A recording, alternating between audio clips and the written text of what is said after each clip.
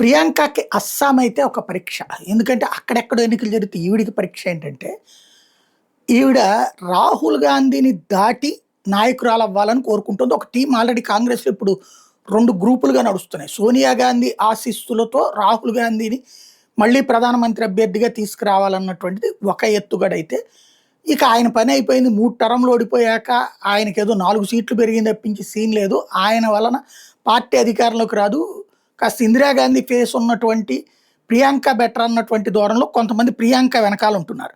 ఇట్లాంటి సందర్భంలో జరుగుతున్నటువంటి ప్రక్రియ కీలకం. ఇప్పుడు ప్రియాంక గాంధీని ఆ మధ్యన ఉత్తరప్రదేశ్ ఇన్ఛార్జ్ చేశారు. పీసీసీ చీఫ్‌గా ప్లస్ ఇదిగా.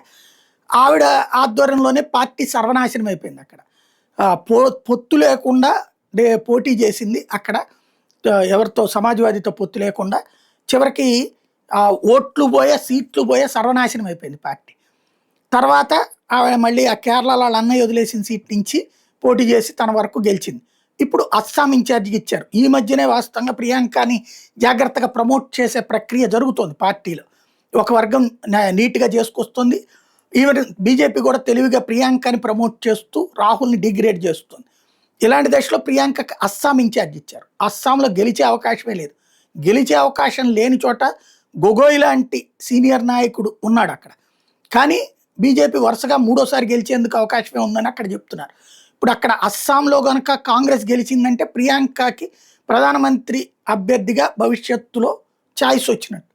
లేదంటే గనక ప్రియాంకకి పెద్ద దెబ్బే.